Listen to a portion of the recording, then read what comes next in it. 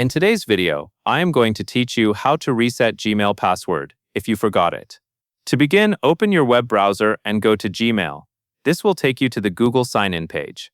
If you have used Gmail on this device before, you may see one or more accounts listed on the screen. Select the account you are trying to recover by clicking on it.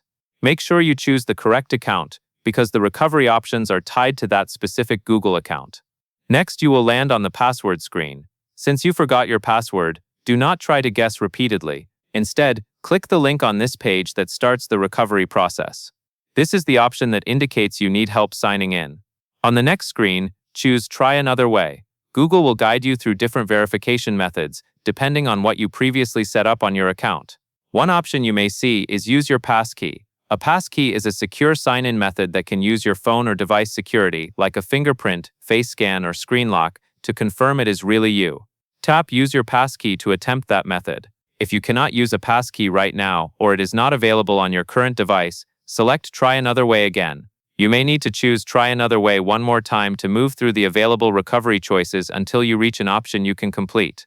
When you reach the next verification screen, follow the on-screen prompts and select the highlighted choices to continue. These highlighted selections are typically the buttons that confirm your identity or move you to the next part of the recovery flow. Take your time here and read each screen carefully, because the wording can vary depending on your account settings and the device you are using. Finally, when you see the option labeled Text, select it. This method sends a verification code by text message to the recovery phone number associated with your Google account.